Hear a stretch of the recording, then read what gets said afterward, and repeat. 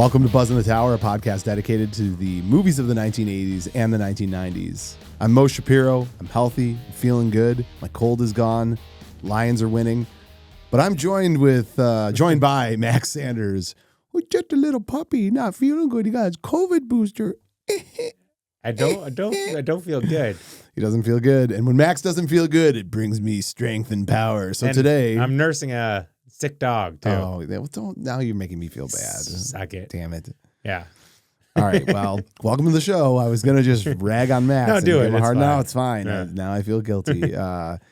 Max, today we're talking about weird science. We are.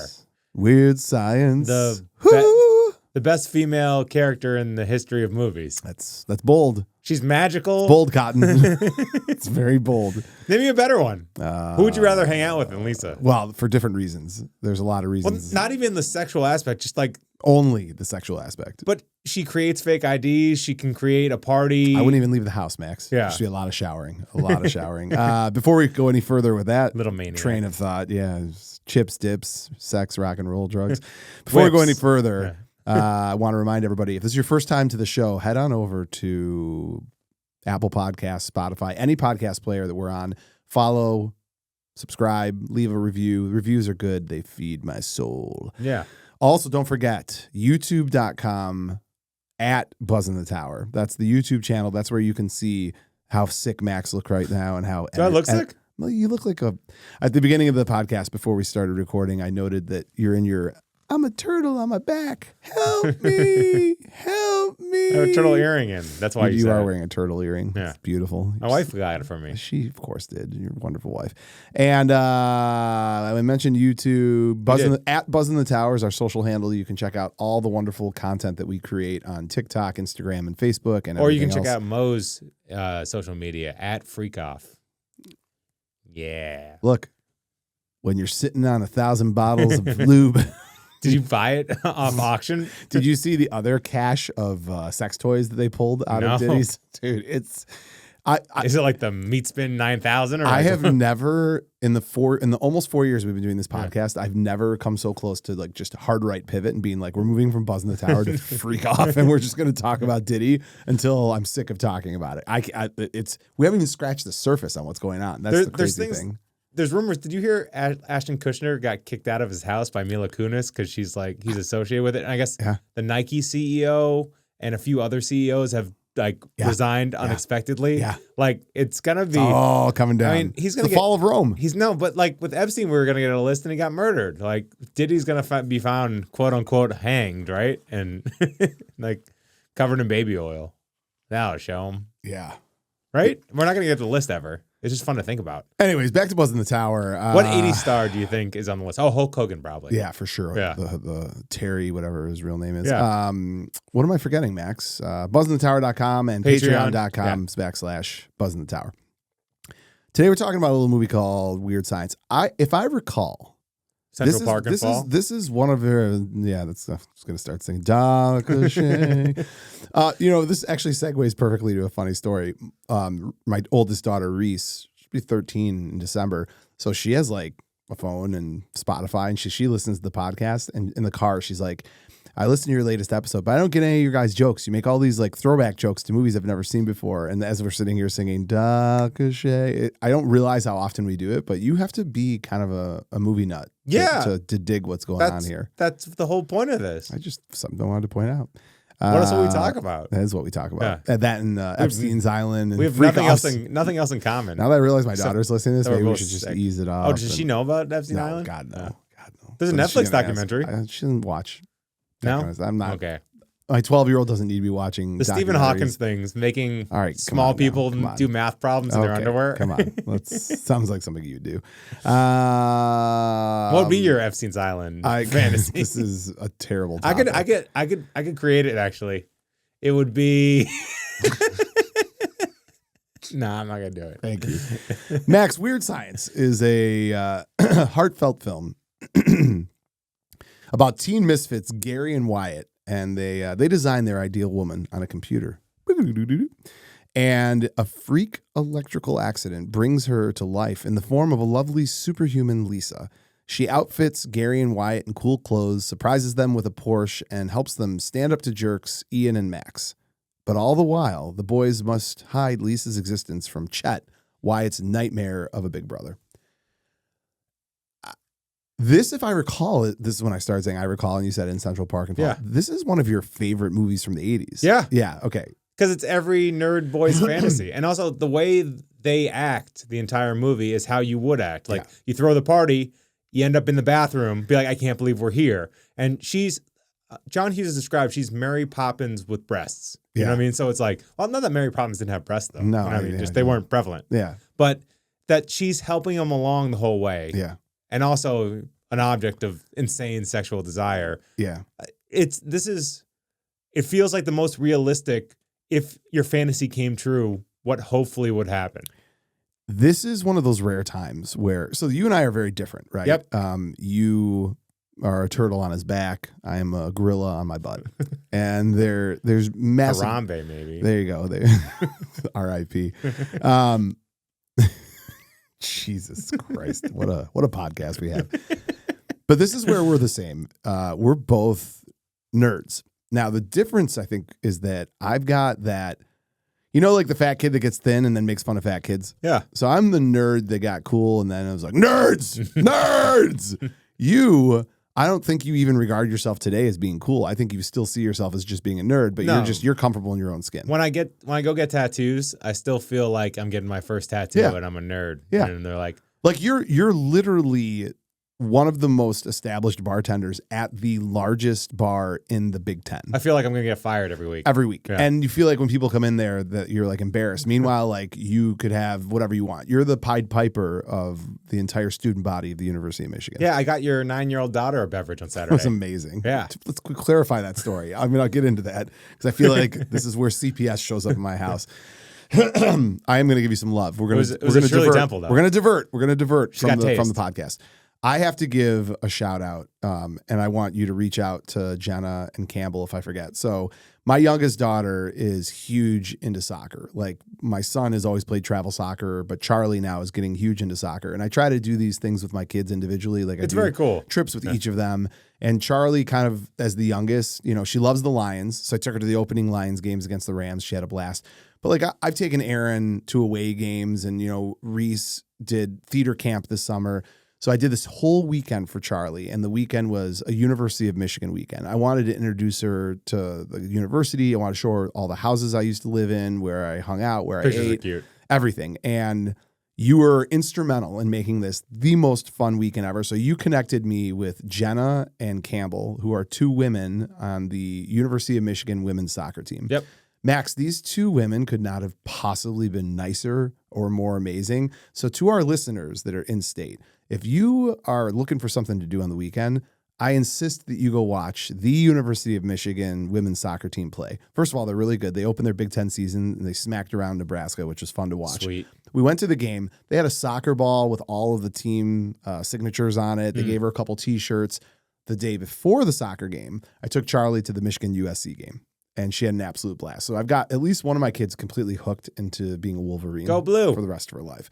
But again, huge thank you to Jenna and to Campbell. They were both super helpful and wonderful. And Max, I'm sure you will show my affection to both of them by treating them as royalty when they visit the bar whose name we shall not speak. Yeah. Scorekeepers. Now, that was your point. I brought her to Scorekeepers, and you gave her a shirt, which was amazing, and you gave her a Shirley Temple. Yeah, and a hamburger. Non-alcohol, and a hamburger. It's kind of She funny. ate that whole thing, man. She was starving. So it's kind of funny. I forget when you're like that young. We handed her the hamburger, and I was like, okay, cool. It's a hamburger. She acted like I handed her, like Wyatt and Lisa. He was like, oh my God. Yeah. Like she couldn't believe The thing it. was huge because she's used to getting like little kid hamburgers, and you brought this monster of a score. By the way, if you're looking for a warm burger and a good drink and some conversation, swing by Scorekeepers. No conversation. What are your guys' hours? Should get a little plug for the bar. 9 p.m. to 2 a.m. 9 to 2 a.m. If you're a night owl and you can't sleep. Do you like the smell of urine, pain, and vomit? No, I'm kidding. The urine is. Lisa would have done really well at so going now back to Weird Science, great segue by the way. What I was saying that you and I have in common is I think I love this movie and we love it. This is rare. We probably love this movie for the exact same reason. Yeah. I feel like there was a large portion of our lives where we wanted this to happen to us. It's when you like fantasize with a genie, what would your 3 wishes be? This is kind of like the fantasy of a girl. Yes. It's like, okay, everything goes right. She's going to push me. I'm not going to be that comfortable. But in the scenarios they put them in too, the candy bar. By the way, how do we not think of that name for our bar? Remember when we were thinking of 80s bars names? I know, the candy bar. The candy bar. Yeah. Like the fact that she pushes them, but she has his best interest in heart and stuff like that. It's just really neat. So the other part of it too, and she sticks around to the end. She's the gym teacher. And this is the this is the John Hughes magic, right? The compliment that most would pay John Hughes is that he distinctly understood the voice of that generation of kids. Yeah. Specifically, he wasn't writing about the jocks winning the football game, right? He was writing about awkward, whether it was, I'm just going through his catalog, right? Like Pretty in Pink.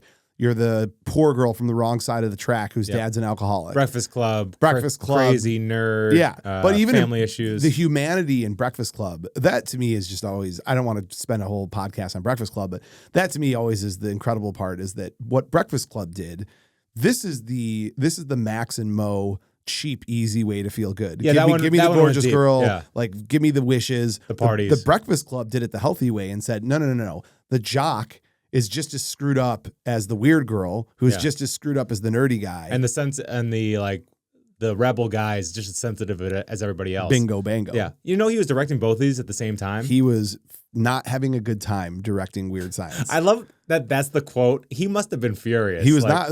I mean, look, I get it. Like when you look at Breakfast Club, you're making art versus Breakfast Club is his godfather. Yeah. Of his, right? I mean, am I wrong? It's what lives on. That is. I mean, you go the John Hughes Mount Rushmore. Breakfast Club's the first one that comes up, right? To me, it's Ferris Bueller, but fair enough. But 1A, 1B. But no, it's definitely more cinematic and important emotionally. Right. I have more fun watching Ferris. So for him, he's basically, he has to do Weird Science in order to be able to do Breakfast Club. Yep. And Weird Science he wrote in 2 days, and sometimes it feels like it was written in 2 days. He writes everything in 2 days, though. Just a bunch of coffee, bunch of cigarettes. Yeah, coffee. Yeah, coffee. Yeah, nose coffee. Delicious. I like my coffee like I like my nose. White. White coffee? White coffee? That's weird. We're speculating, of course. It's not like he was at a freak off or anything. So the thing about Weird Science that I also really love is Anthony Michael Hall, and again, I'm take God, what's his name? Who's the other guy? Elon Mitchell Smith. Yeah. When you watch them, they feel perfect as nerds. Yeah. Like Johnny Be Good is the only movie I could ever think of in youth where Anthony Michael Hall plays anything other than a nerd, right? When he's Out of Bounds, really good. I've never seen Out of Bounds. You need to Bounds. see it. It's really fun. How old is he in that though? That's 87. Okay, so still, yeah. So his best work. Look, this is the Rick Moranis issue. Like Rick Moranis always has to be Rick Moranis. That's interesting. Like you can't. Rick Moranis is not going to be. He's too good at cop. being that. Yeah. I mean, I know My Blue Heaven, which I love, but he's a nerdy. Still a nerdy cop. FBI yeah, he's an guy, FBI. Yeah. Like he's like a pencil pusher. Yeah. CIA might have him pushing too many pencils, if you know what I mean. But in this movie, I think this is vintage Anthony Michael Hall, right? There's little things that I really appreciate in particular. And I never knew that.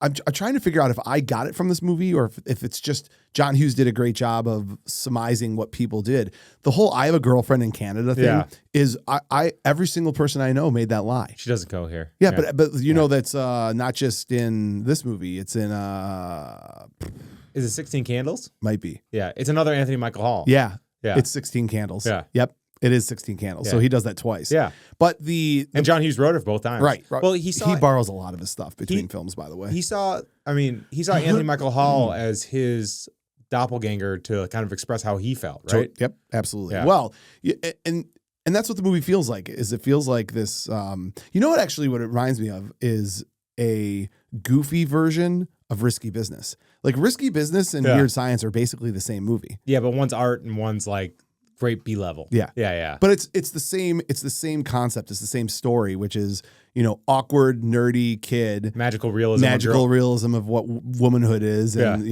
like all of a sudden, boom. And they're going to push you into being your better self. Well, think about it. The party, the like the character arc where he basically goes from being like I don't want to do this to holding the gun. To holding the gun. Yeah, it's kind of the same movie. Yeah, no, I like that. Except one's, more sugary sweet than the other. I love One both. is Rebecca De Mornay. Oh man. Well, Kelly LeBrock in this is untouchable. Yeah. She's like the most 80s. Yeah. She's cool. Name one other movie that Kelly LeBrock is in. There's only Woman in a one Red that Dress. matters. No, that's not the one that matters. There's only one that matters. It's the Steven Seagal one. Yes, it is. Is it a Hard Justice? Hard to kill. Okay, yeah. Because you can't kill him. And she had to use the acupuncture to get him back. With this fake mustache. Well, his whole family is murdered, right? Yeah. Not his whole family. His wife is shot. He's shot. His kid escapes. And then he goes into a coma. He has a bad beard. And the nurse, played by Kelly LeBrock, nurses him back to life. And they were married. Make love. What do you think their marriage was like? Kelly LeBrock is so effing beautiful. It's insane. It's insane. Yeah. And she makes it. She has fun outfits. She's very relaxed. Yeah. Like, she's like, don't worry. Like, she's saying things to Wyatt's dad and mom about him, like, tossing off. Yeah. Is that Gary or Wyatt? That's Wyatt. Yeah, that's Wyatt. Yeah. You're right. And he's like, Anthony Michael Hall's Wyatt. Yeah. And Anthony Michael Hall's like, Mom, no, I swear. And then he just makes them forget it. Like, they don't even remember they have a son. Like, she gets to do everything. Anthony Michael Hall is Gary. I knew that. Oh, was is the it? case, Yeah. I thought it was a that's cool why. name. That's why you were. Oh. Remember the mom, Gary. Yeah, right. Yeah. This is my greatest weakness on the podcast is you sit there with your goofy smile and you're like, I know I'm right, and I'm like, no, you're not right. Anthony Michael Hall's Gary. That is Kelly LeBrock's favorite scene in the movie. Really? Yeah. When she was asked what her favorite scene was, it's when she pulled the gun on Gary's parents and was like, now listen. Yeah. You're old. I can kick your arse. God. I mean, she's still beautiful. I'm looking at a picture of Kelly LeBrock right now. She's still beautiful. Yeah, the confidence she has, the comfort that she's like talking the guys up about showering with them. Yeah. It's a mind bender. Is that what? Yeah. Or that she's messing with Max and Ian. Mind-boggling. Yeah. She's messing with Max and Ian. She never gets really mad at them. She's just like a little disappointed. And this is another classic Robert Downey Jr. slips into the movie. Like this is like Back to School and Weird Science, where you're like, oh, there's like critically acclaimed Robert Downey Jr. So hiding bizarre. in the background. He's so funny. He's like, so funny. Him and Anthony Michael Hall, they were on SNL for one season together. Yeah. It's like they were the next comedic like geniuses of the time. My favorite part of this whole movie is Anthony Michael Hall with his jazz voice. Hey, man. Yeah. So I didn't realize this. I just did a little more research. His mom was a jazz musician. So he probably hung around a lot of people who kind of like sounded like that. That's funny. He nails it so good. Hey, the whole thing is so absurd. So there's a lot of spillover, obviously, because this is a John Hughes film. But if you're watching Weird Science and you compare it to 16 Candles, if you look closely, the same people making the same movements on like the outside, it's the same footage that's being used. Yeah, and Risky Business, there's the same exterior shot of the high school too. Yeah, Shermer. Yeah. So this is the big joke in, was it Dogma or was it Jay and Silent Bob? It might have been Dogma when they're like, we're heading to this town. Oh, yeah. Shermer, Illinois. Yeah, which doesn't really exist. Yeah. But this is his, I also think being from Michigan, there's so much similarities. I grew up in the suburbs of Michigan, which are very similar to the suburbs of Chicago. Too. Yeah. So Northbrook, I think. Oh, that's right. He originally, Oh, Grosse Pointe. Grosse Pointe. Yeah. But it's wild to me. Like I never, as a kid watching these movies, they resonated with me. And I didn't think at the time that it was because the storytelling was coming from, affluent white kid neighborhoods, which is basically what I spent my youth trouncing around in. You were a trouncer? I was a trouncer. You might recognize also from The Breakfast Club, we have two stars that are in both, Anthony Michael Hall and then John Capellos, who plays Dino, and he was Carl the janitor in The Breakfast Club. He's great in everything he's done. I'll go through his list later. But I know you will. Yeah. Oh, I know. So Weird Science, let's segue to something else real quick. So all the National Lampoon's movies, so Vacation, European Vacation, Vegas Vacation, Christmas Vacation, the running gag is that in all of these movies, right, Aubrey and Rusty are played by different people. Except Christmas Vacation 2, Aubrey comes back. Yeah. I don't treat that. I haven't even seen that. Have you? I don't even think it was a major theatrical release, so it doesn't count in my mind. But the reason that you get a different Aubrey and a different Rusty in all those movies stems from Weird Science. The decision of Anthony Michael Hall to do Weird Science versus European Vacation. And they just were like, well, if we're not going to recast him, we won't recast Aubrey, which you got to think that kind of rubbed her the wrong way. It's like, there goes my acting career. I couldn't get the She gig wasn't again. great anyway. She was pretty good. Yeah. I thought she was the cutest Aubrey. I'll go on record saying that. Vegas Vacation. Oh, yeah. Yeah. I mean, that's a different cute. Yeah, that's kind of a different kind of, that's not cute. That's... Wow. In your plums. In my plug, got a nice dark hue in my plums. I pull it, I get another car. Oh, man. So in addition to the fact that Gary and Brian were both played by Anthony Michael Hall. Wyatt. Gary and Wyatt. Oh, Brian. Yeah. Yeah. My goodness, Shoot. man. My goodness. I said it with such conviction. I know we had talked about this, but in both those movies also, they had the girlfriends that were in Canada. Yeah. Which I think is funny. So I'll give you something that I think is kind of interesting. You have this moment, which is the breaking of the fourth wall. And it takes place when Chet busts Wyatt wearing a pair of women's panties. He looks great in them, He by the does way. look great in them. That's very awkward. Something to talk about later. Yeah. Thanks, Max. And he makes the comment, what are you guys? This is a weird behavior. Next thing you know, you're going to be wearing bras on your head, which is a throwback to earlier in the movie when they're wearing bras on their head. And Wyatt looks directly at the screen. The breaking of the fourth wall is something you can find in a lot of film, but it's something that John Hughes liked to do quite a bit. So I don't know if you remember this or not, but in 16 Candles, when Anthony Michael Hall is giving that girl a ride home, she falls into his lap when she's drunk, and he looks right at the screen and says, "This is getting good." Oh, yeah. In Ferris Bueller's Day Off, the entire movie is a breaking of the fourth wall. Here's one that I didn't know until I kind of was looking into this, but in Pretty in Pink, after Ducky tells her, go, leave, they're at prom, he looks over and there's this beautiful girl who's like, come over here and dance with me, who, by the way, is Christy Swanson. No way. Her name in this movie is Duckette. That's, if you look at IMDb, she's referred to as Duckette. Yeah. And he does the look right at the screen breaking of the fourth wall. Those are just a few of the fourth wall breaks. But Max, I would challenge any of our listeners in the comments, put in there any other fourth wall breaks or your favorite fourth wall breaks you can think of from film. Can you think of any off the top of your head? From film? I mean, the new Deadpool, where the entire movie is a fourth wall break. No, with the Disney one, where he slams the screen and says, like, what an excellent example. And you can see how easy it is. Just do what Max did and put it in the comments.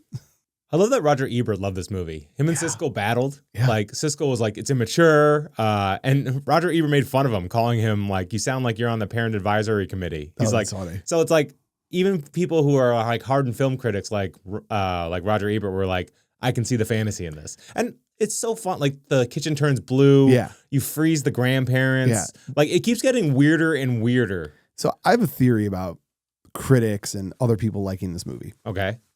And I think it goes back to what I said at the beginning about you and I. If John Hughes has taught me anything, it's that even the cool kids are insecure. So this is the unlocked secret magic trick of all adolescence, is that even when you look at the kid that you think is the captain of the football team or the prom queen, we all have the same core. Exactly. Yeah. Everybody feels out of place, awkward, whatever. So when you have a movie like this that taps into the awkwardness of adolescence and feeling like a dork and wanting to have the beautiful woman and the party and the friends, I feel like it speaks to everyone. And they're just like, so I think especially for film critics who I wouldn't by any means say are typically like the captain of their sports or particularly cool people, they're film critics like you and I. Although I was the captain of the football team. Roger's pretty cool. I bet he had fans. Maybe. But that's my point, is I feel like there's a lot of sentimental love for films like this, right? Revenge of the Nerds is another movie where I feel like a lot of people watch that and it hasn't aged particularly well, but I feel like a lot of people watch that and they're like, okay, like this is about a group of people that feel out of place and find a place to not feel out of place. Yeah, and they don't change. You know what I mean? Like uncompromising in their ways, yeah.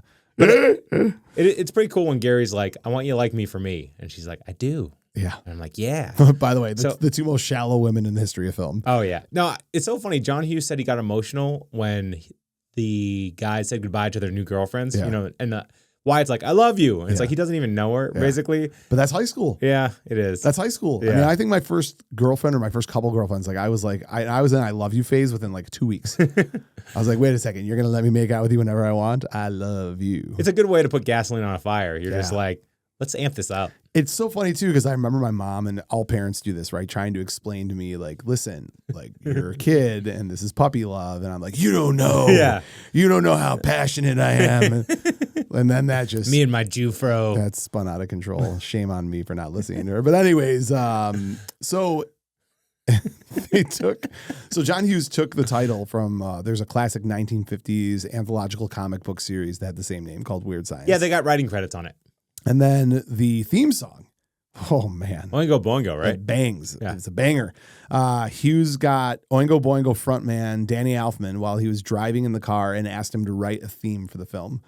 which, by the way, if this is in the 80s, it must have been one of those like car phones that was like in the big suitcase. Yeah. Elfman just doesn't miss. Dude. Yeah. It's my creation. So next week we're doing Beetlejuice. Beetlejuice.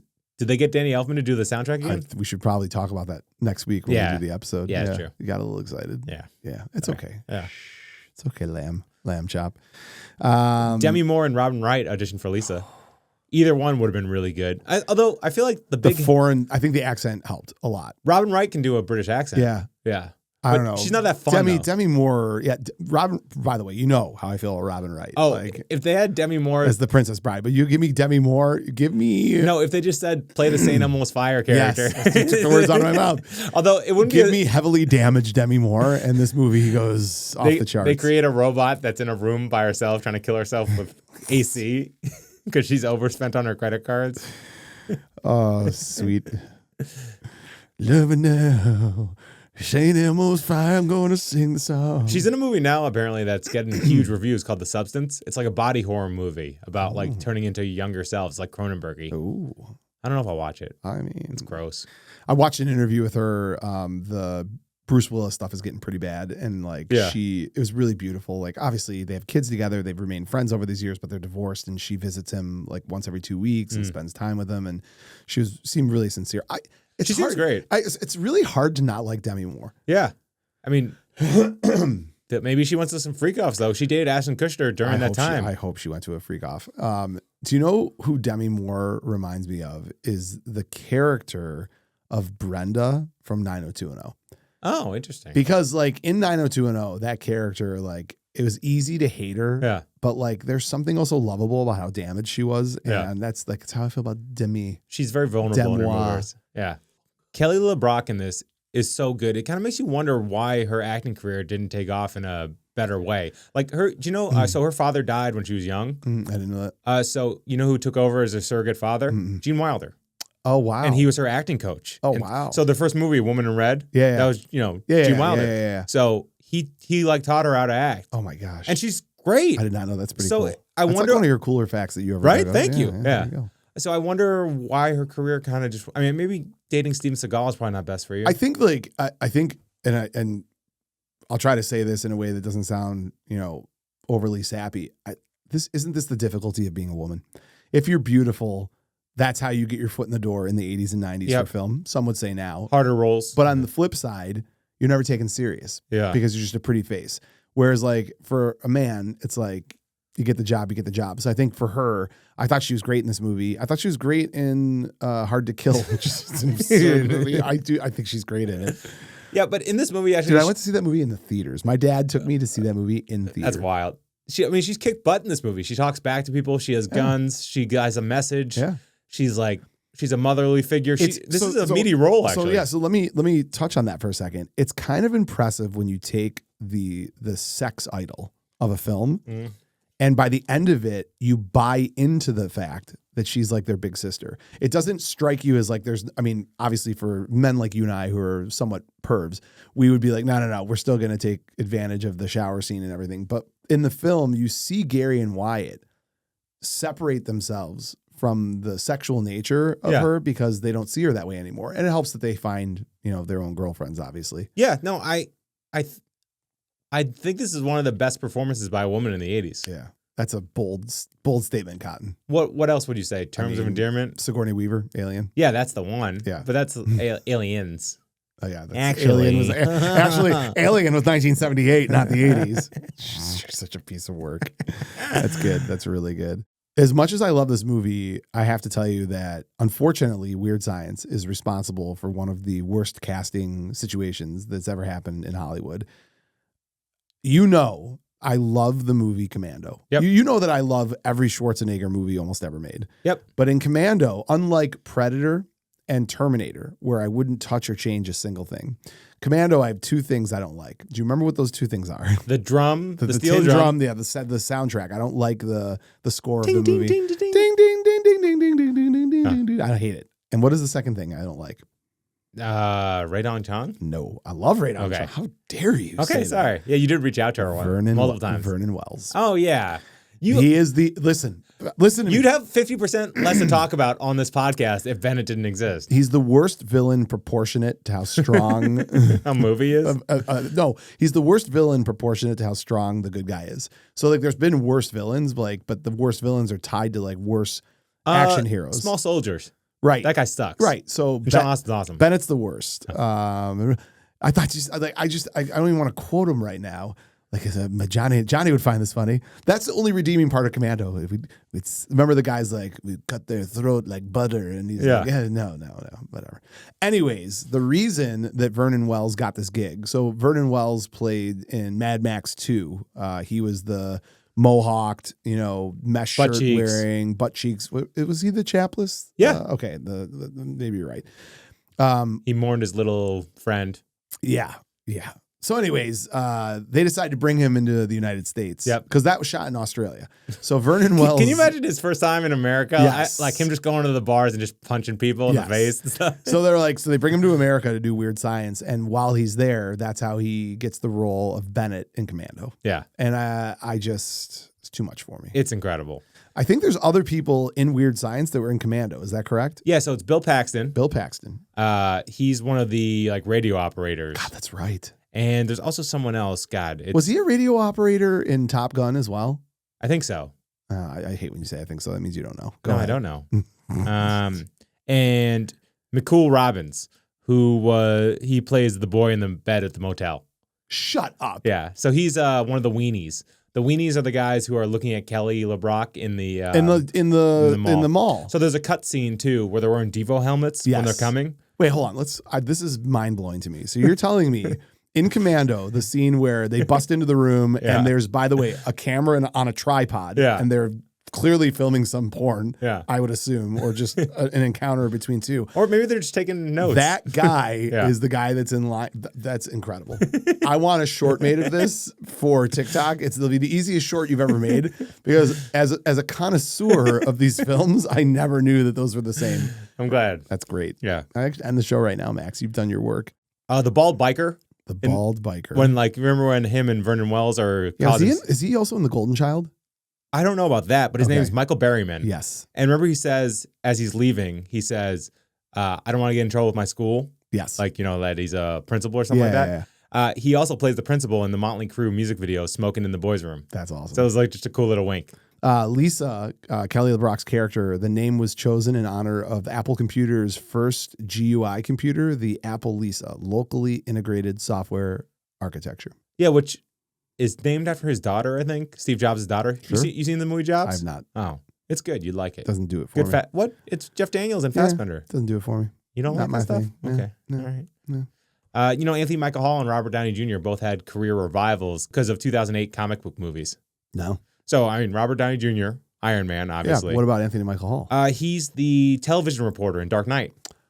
Yeah. Remember, he's like reading it upside down. He's like, yeah. The city is mine now. Yeah. Good call. Anthony Michael Hall turned into like a very big, burly, like cool adult. Yeah. He's also Michael Clayton. He's one of the assassins. Yep. I did know that.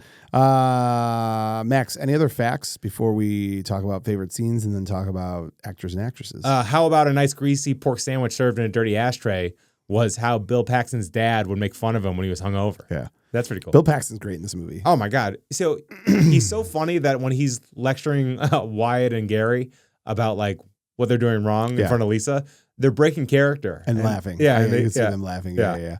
I love that he can make fun of himself. He's got the terrible haircut. He's got the goofy laugh.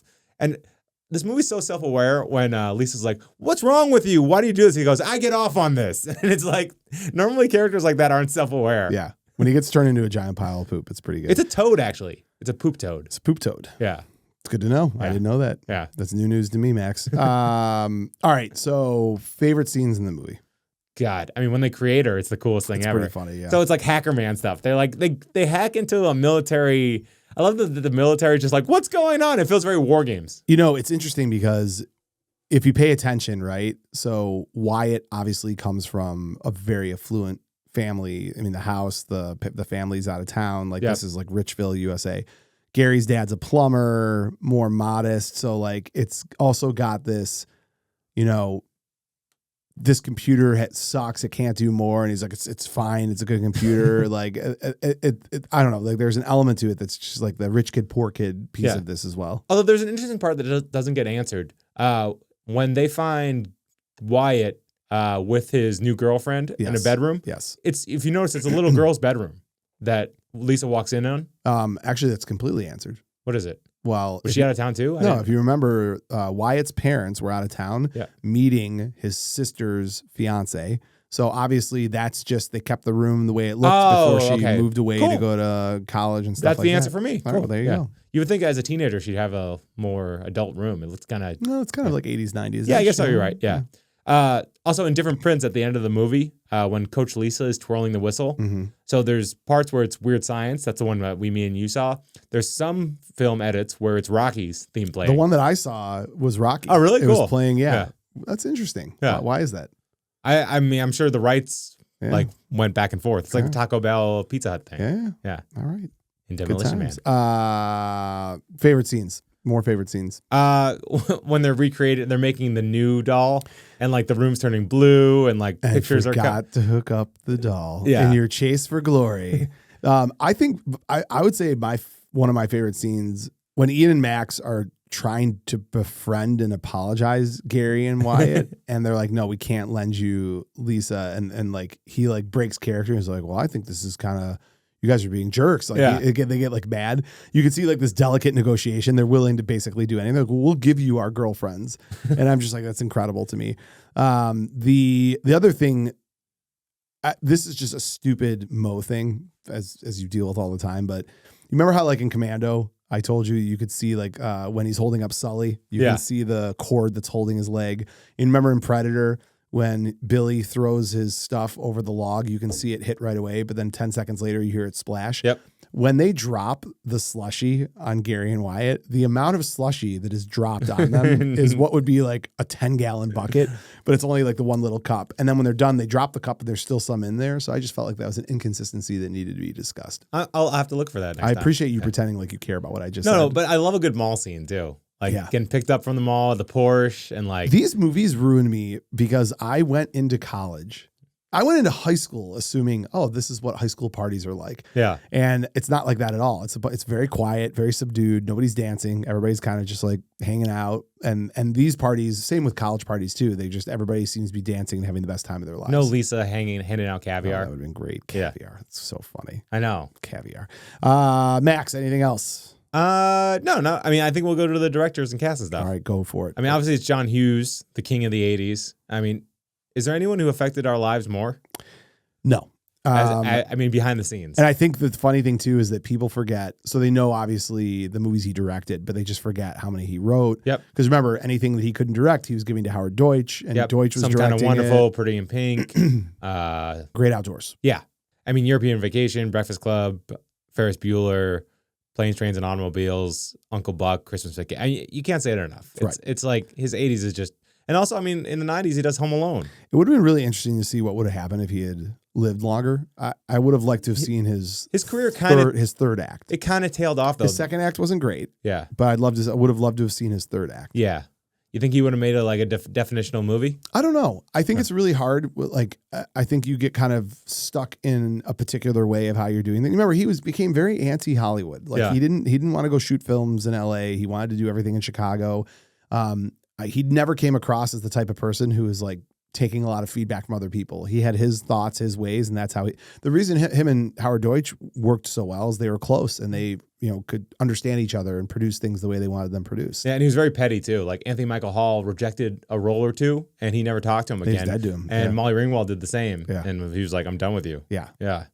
Again, there's that insecure, nerdy kid who, yeah. I bet he would have made a great, like, iconic Netflix series about like high school or something. Right? I mean, I guess maybe that's my point. It would have been curious to see what he would have done. So Gary's played by Anthony Michael Hall. We've already talked a ton about him. Hughes's spirit animal in his movies. He's godfather to Robert Downey Jr.'s son, Indio. He was drinking since he was 13 years old. Oh, yeah. And he got sober at 18. Yeah. Although it made me think with Vacation, with the beer scene, I'm wondering if like Chevy Chase gave him a beer and he's like, oh, this is what How old was he in Vacation? 13 or 14, I think. Yeah. Yeah, maybe. Yeah. I mean, that's 81, right? Or 82? I mean, you're the guy with the numbers. Yeah.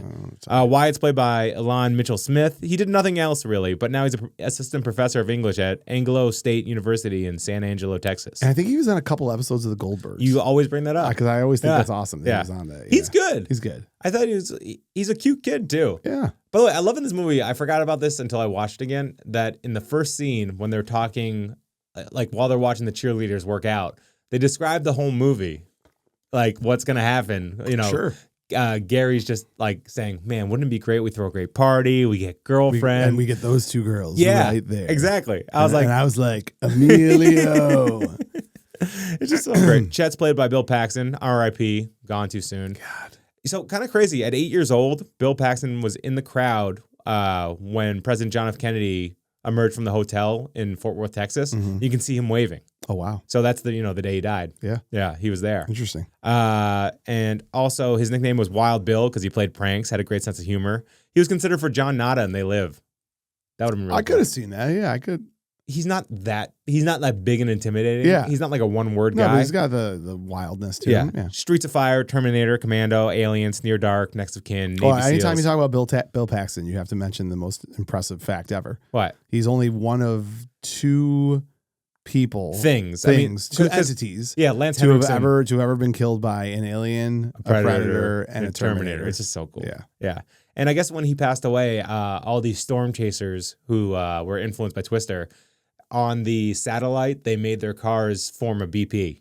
Oh. So as like a tip of the hat to him. And the new Twisters is like really popular. Did you watch it? Yeah. Was it good?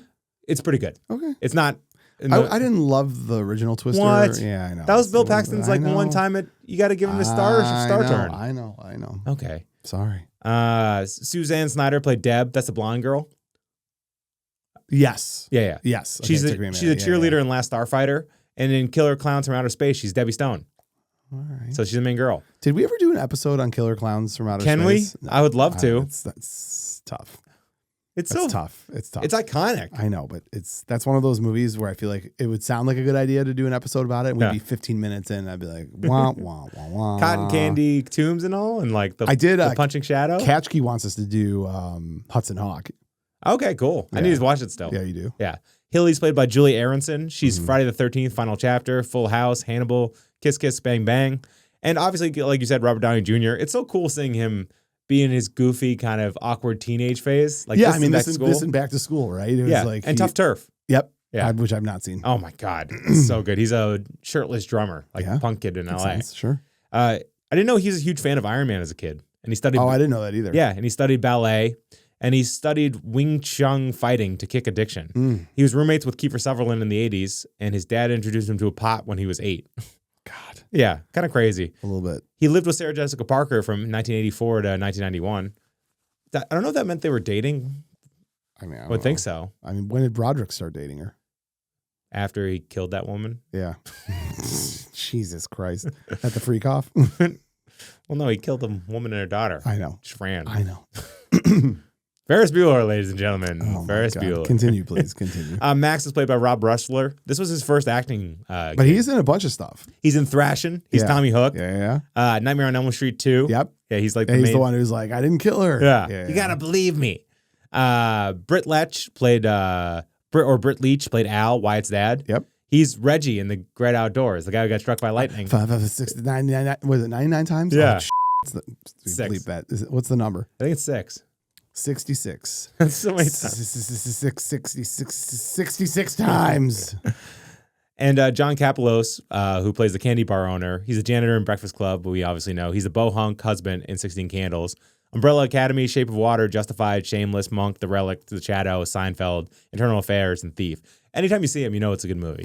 And then the one guy in the bar scene. He's in, the frog voice guy. Yeah, he's in everything. He's Roadhouse. in Planes, Trains, and Automobiles. Terminator. He's in Roadhouse. Yeah. And the guy who plays the bartender, the kind of bald African-American guy, what is he in? He's in a bunch of stuff too, isn't he? He looks like the friend in American Ninja. That's what I thought. But no. It's not him though? I think that guy's actually at the table. He's got a full head of hair. Hold on. But I don't think it's him. You got to look this up. Max, I'm glad we looked this up. There's mass confusion all over the podcast today. So The guy from American Ninja. Yep. What's his name? Steve James. Steve James. He is not. He's not the bartender, but he is in Weird Science. Just a guy hanging out at the table. Yeah. Who is the bartender? To Mitch Davis, and is he in anything that we would know? Hold on, I'm looking right now. He's in MacGyver and Fresh Prince of Bel-Air. Nope. He's the sheriff. So that's it. Okay. Nothing. But I am glad that we found out that Mitch Davis. Just kidding, not Mitch Davis. Steve the other James. guy, Steve James. Yeah. American Ninja. Yeah. It's good stuff. I could see us doing an episode on American Ninja. I'd love to. I love that movie. You're the only person who would love to. Max, any other things that you want to talk about? Actors, actresses. There was a Playmate of the Year who's, when all the her piano player. She did all her own stunts. Yeah, she did. Yeah. Yeah. She got naked and fell into a lake. Good for her. Yeah. It's a tough life that some people live. All right, Max, with that being said, I think we've covered the actors, the actresses, everything we wanted to talk about with Weird Science. So now is a perfect time to hop on over to our Buzz in the Tower fan spotlight.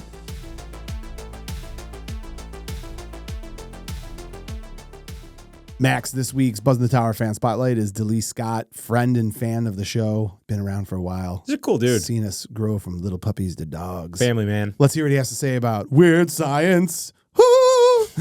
Hey, Mo and Max, it's your friendly neighborhood Delise Scott. Thanks so much for letting me come on the show and talk about Weird Science. It is a fantastic movie and a staple from my teenage years. 1985, I was 15, so I could really relate to Wyatt and Gary, their struggles, their awkwardness, and their desire to build Kelly LeBrock. Hello. So you asked for one of my favorite scenes. I got to go with two because I cannot ever think of this movie without thinking of these two scenes. The first one, Gary and Wyatt get drunk in the bar. To watch Gary go from this awkward, nerdy teen to this streetwise hood rat talking about how his girl did him wrong, you expected him to pick up a guitar and just start wailing. And the whole, give me keys, I'll drive. Man, I said that 1,000 times growing up.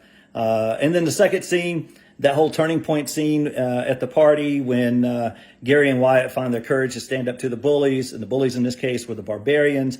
That's great, but the reason I loved it is because those barbarians, once they were confronted, they backed down and became civilized. The lady was like, you have a very nice home. And then the other guy, the other barbarian was like, can we keep this between ourselves? I don't want to lose my teaching job. I mean, classic. Look, guys, great job. Appreciate all that you do. Keep it up. Yeah, the end scene is funny when all of a sudden they're like, yeah. She's like, your lovely home. What a nice dude. Yeah. I just want to be friends with him. I want a bear hug from him. Yeah, you do. You want a bear hug, everyone. Delee, thank you so much for coming on the show. Max, that wraps the Weird Science episode. A reminder to follow, subscribe, leave a review. Check us out on youtube.com at Buzz in the Tower. Social media, especially TikTok, at Buzz in the Tower is our handle.